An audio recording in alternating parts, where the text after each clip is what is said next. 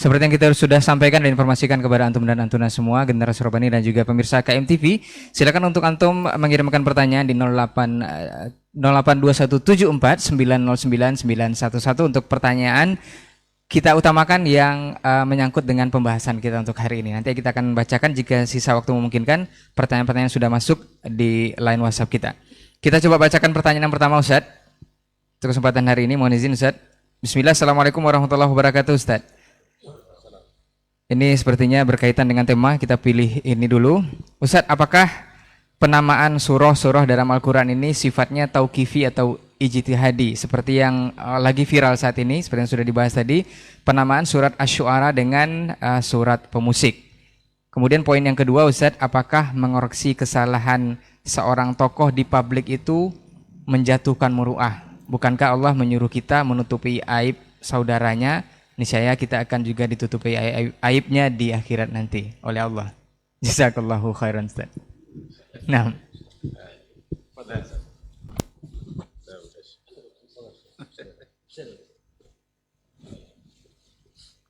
Bismillah wassalatu wassalamu ala rasulillah wa ala alihi wa sahbihi wa mawalah wa ba'du. Apakah penamaan surat Al-Quran adalah tauqifiyah atau ijtihadiyah? Wallahu a'lam. Para ulama Al-Quran, tafsir menyebutkan, atau hampir semua mereka mengatakan adalah tauqifiyah dari wahyu, dan dinamakan surat misalnya dengan surat Al-Baqarah bukan maknanya itu untuk jual sapi, tidak cerita tentang sapi semuanya, tapi diambil dari kisah surah Al-Baqarah. Kenapa surah Al-Baqarah dinamakan surah Al-Baqarah? Pada ayatnya tentang Al-Baqarah kan tidak banyak. Apa sebab? Karena cerita tentang kisah Bani Israel yang diperintahkan, lalu Bani Israel itu suka ngeyel, dan disuruh begini, tanya lagi. Akhirnya karena dominan atau banyak sekali, lebih dari 82 ayat dalam surah Al-Baqarah bercerita tentang Bani Israel dan karakter mereka, sehingga dinamakanlah salah satu surat ini dengan surat Al-Baqarah. Disebut juga dengan Az-Zahrawain, dengan Al-Imran, dan lain-lainnya. Jadi oleh sebab itu Allah alam itu adalah tauqifiyah dari Allah kepada Nabi alaihi salatu wassalam. Kemudian jangan dibayangkan pula bahwa ketika ada cerita atau nama surah At-Taubah, bukan maknanya tentang taubat cerita semua, tidak. Atau mendeskripsikan surat Al-Munafiqun misalnya, bukan artinya membolehkan munafik. Jadi jangan digiring dengan opini, misalnya turunlah surat Asy-Syu'ara, seolah-olah surat Asy-Syu'ara melegitimasi para penyair. Bukan. Karena di dalamnya bukan hanya tentang syair dan penyairnya, tapi tentang hal-hal yang lain. Ahasiban alif lam, ahasiban nasu ayyutraku yaqulu amanna wa hum la yuftanun.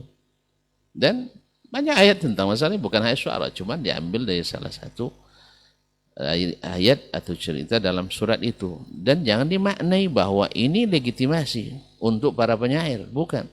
Kalau seolah-olah lalu turunlah surat Asy-Syu'ara, bukan. Ini kan lagi penggiringan opini yang keliru, dan ini juga harus diluruskan. Kemudian karena sudah terlanjur disebut oleh Syekh, apakah memang syu'ara jamak daripada syairun, penyair, apakah bisa diartikan dengan musisi atau pemusik?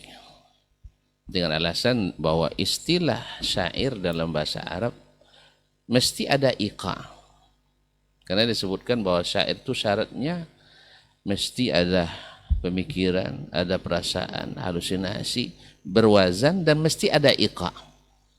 Nah, terjemahan iqa di sini diterjemahkan dengan laluan musik juga keliru dalam bahasa Arab. Iqa itu bukan maknanya musik.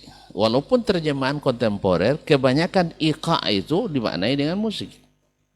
Misalnya nasyid biduni iqa, Antum jangan terpengaruh oleh bahasa orang sekarang. Bahasa aslinya, bacalah kamus-kamus bahasa Arab, jangan merujuk kepada kitab yang penukilnya sendiri disebut oleh para ulama, mohon maaf, kadzabin. Nanti antum tidak termasuk penukil pendapat orang kadzabin. La yu'manu binaqlihi wala biaqlihi. Tidak diamanah dia dalam nakal dan akalnya. Nakalnya dia Rafidhi. Rafidhi adalah juara satu dusta, juara bertahan sampai hari ini di hadis. Akalnya juga tidak bisa dipercaya karena berahluan Mu'tazilah. Makanya ketika kita baca, subhanallah, ada jadi bingung terus terangnya nih. Jangan kalau awam yang udah belajar agama bahasa Arab, bingung jadinya harus ada 5 syarat sebagai syair. Yang selama ini kita belajar bahwa syair itu ada kafiyahnya, ada wazannya. Adapun yang lain-lain itu bukan syarat, tapi dia hanyalah sekedar pelengkap. Tapi oke lah kita terima syarat itu. Tapi iqa jangan diartikan yang musik. Iqa itu adalah oktav. Makanya menerjemahkan penyair dengan pemusik atau syair dalam bahasa Arab mesti bermusik adalah kekeliruan besar. Kekeliruan besar. Tadilah Ustaz Helmi katakan ini lafza jamilah juga ketika Imam Asy-Syafi'i rahimahullah punya diwan syair. Padahal beliau mengharamkan syair, mengharamkan musik. Nah, apakah patut antum sebut Imam Syafi'i sebagai musisi? Lalu, mohon maaf, oke lah dalam bahasa Arab kita terima, misalnya istislam, membabit taslim, kita terima misalnya bahwa dalam bahasa Arab syair, penyair itu adalah musisi.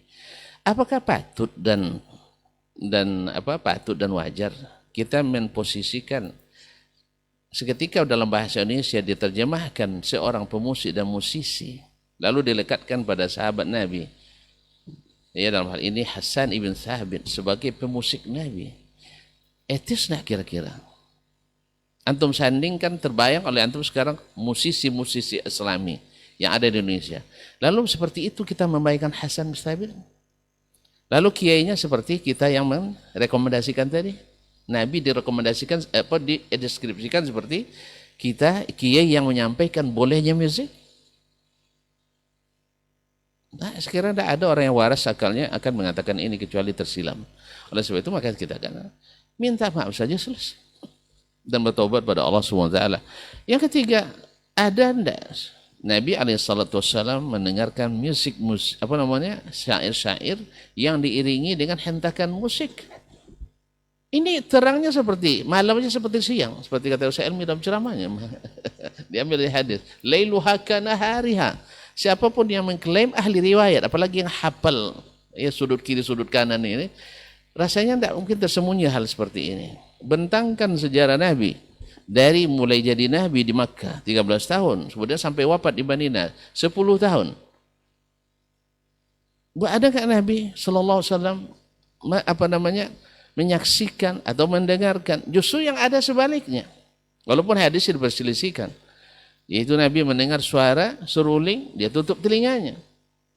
Kemudian ditanya lagi, masih terdengar? Sudah tidak, baru dia masih terdengar lagi, tutup lagi telinganya. Jadi kata Abdullah bin Umar. Kemudian kenapa antum ketika membahas masalah ini tidak hadirkan hadis-hadisnya? Kenapa pergi ke mana-mana? Satu, pergi ke ayat wa zayyana as-sama'a dunya bi zinatil kawakib. Innallaha jamilun yuhibbul jamal. Suara indah dan sebagainya. Kenapa tinggalkan hadis? Bahas hadisnya satu persatu. Dan bayangkan lingkungan di masa Nabi dengan Madinah waktu itu seperti apa adanya. Ahli riwayat seperti itu. Kau pindah ke kitab Al-Mas'udi yang Mu'tazilah dan Rafidhi. La yu'tamanu bi aqlihi wala bi naqlihi. Padahal seperti kata Syekh Bakar bin Abdullah Abu Zaid, al-ilmu imma nassun musaddaq atau aqlun muhaqqaq. Wal amanatu syartun bihima. Wal amanatu syartun bihima.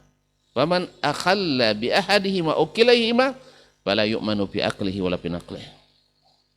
Ilmu itu mesti nakal yang benar atau akal yang teliti, dan amanah dalam keduanya diperlukan. Bila tidak amanah, tidak dipercayai nakal wala akal, walaupun pintar seperti Jibril. Jibril karena dia percaya, karena dia amanah, karena dia hafiz, cerdas. Tapi cerdas tak amanah, tak dipercayai. Dan orang yang amanah, walaupun cerdas, tidak cerdas, juga diragukan akalnya. Sampai kedua-duanya bertemu. Oleh itu kaum muslimin dan muslimat dirahmati Allah SWT, bentangkan hadis-hadis Nabi dalam masalah ini, supaya kita jujur. Bukan jujur maknanya mengakomodir orang yang berbeda dengan itu, bukan itu yang jujur. Salah satu dari jujur, iya, kita sebutkan dalil yang membolehkan, silakan. Lalu kita sebutkan, dan bukan maknanya membenarkan yang salah. Karena yang salah bukan kejujuran. Itu berkhianat terhadap ilmu. Antum tahu yang benar, ini yang sahih, lalu antum benarkan juga yang salah itu tidak jujur namanya. Itu namanya ngikuti selera. Wabillahi taufik. Baik, jazakallah khairan Ustaz untuk jawaban di poin yang pertama. Mungkin yang kedua dijawab Ustaz mengenai mengkritik kesalahan tokoh di depan publik ini seperti apakah menjatuhkan muruah atau seperti apa? Karena ada anjuran yang mengatakan menutup aib saudaranya. Ini seperti apa Ustaz? Nah, saya mulai sedikit. Nah, biar lancar perjalanannya. Kaum muslimin dan muslimat dirahmati Allah, kesalahan tadi sudah disebutkan oleh Syekh Hidayat bahwa setiap kita punya salah. Dan kalau bicara depan umum, siap untuk dikoreksi. Bicara depan umum, siap untuk dibetulkan. Dan kemarin sebenarnya kita tunggu-tunggu klarifikasi untuk menyejukkan, bukan justru memperparah masalah, memperkeruh. Ini bertahan juga menegakkan benang basah tadi, sehingga akhirnya awalnya cuma ditimpukan dengan kerikil rumah orang, sekarang ditimpukin dengan batu besar. Sampai-sampai jangan merendahkan orang. Di majelis yang sama dimulai dengan merendahkan orang. Bawa skripsi, bahwa menjelaskan bahwa Anda ahli ini bukan ahli agama dan sebagainya. Nanti akan datang lagi orang yang ahli di Quran akan mengatakan Anda tidak ahli Al-Quran, walaupun banyak bicara untuk misalnya ini. Sama dengan orang sekarang, saya misalnya walaupun pandai bahasa Arab, tapi tidak dibolehkan mengajar bahasa Arab. Walaupun yang sebagian yang mengajar bahasa Arab belum tentu bisa bahasa Arab. Zaman spesialisasi. Nah, jadi ini jangan dijadikan ini, sebab kaum muslimin dan muslimat yang dilarang itu bicara tanpa ilmu. Bukan bicara tentang sesuatu yang bukan jurusan kita. Imam Syafi'i misalnya, dia tidak keluaran IAT dia, tapi punya ahkamul Quran. Dia bukan jurusan bikin muqaran, tapi dia punya ikhtilaful hadis, punya al-um. Bukan hukum keluarga. Dia punya, dan bukan jurusan bahasa, tapi punya diwan syair. Beliau ada seperti kata Imam Syam An-Nahwi, kalamus Syafi'i hujjatun fil lugha. Jadi yang dilihat bukan jurusan latar belakang pendidikan, tapi berilmu dia atau tidak, bahasa ilmunya. Tidak usah dibahas. Antum kalau bahas skripsi saya, malu juga saya nanti. Ini saya. Nah, antum bawa skripsi saya, itu untuk menaikkan atau merendahkan saya? Jadi dia kaum muslimin dan muslimat. Jadi kadang-kadang kita menjilat ludah sendiri. Nah, saya harap makanya ketika kesalahan dilakukan di depan umum, tentu penasihat di depan umum. Karena barangnya sudah dipublish. Nabi sendiri alaihissalatu wassalam, kan dia tidak lakukan di depan umum. Turun ayat diumumkan, dibaca sampai hari kiamat. Al-Ghazali. Karena sudah dilihat orang. Supaya bisa dibenarkan. Nah sekarang kepada para pengikut, jangan hilang pati karena ketujuh. Ini ustaz saya harus benar terus. Ya nanti keluar lagi maha benar Ustaz Dasman yang segala kecerdasannya. Tidak boleh. Ya, yang boleh adalah sadaqallahu wa sadaqa rasuluhu sallallahu alaihi wasallam, bukan sadaqa Dasman ala maqal. Itu tidak boleh. Tapi seperti kata dokter tadi, kita memang tidak ada kita memposisikan diri, tidak boleh menyalahkan, tidak. Itu bukan mazhab kita dan bukan manhajnya as-salaf, bukan manhajnya al-sunnah. bahwa tidak boleh saling menyalah itu tidak ada cerita dalam metodologi ilmu. Metodologi ilmu itu ada salahkan yang salah, benarkan yang benar, itu metodologi ilmu. Sedangkan membiarkan yang salah, itu kan metode ilmiah. Itu metode orang awam itu, lalu dianggap seperti orang ilmiah. Kalau tidak itu buku-buku begitu aja cerita. Ikhtalafal ulama fi mas'alati kadza ila thalathati aqwal. ذهب الشافعية إلى كذا، ذهب الحنفية إلى كذا، ذهب المالكية إلى كذا، وأما أدلتهم وكذا، مناقشة الأدلة والترجيح أسباب الترجيح وثمة الخلاف. Silakan antum tarjih masalah haram, itu urusan antum. Saya tarjih masalah halal, itu saya pertanggungjawabkan. Bukan menghalangi kita untuk membahas masalah baik di depan umum maupun di secara khusus. Wabillahi taufik.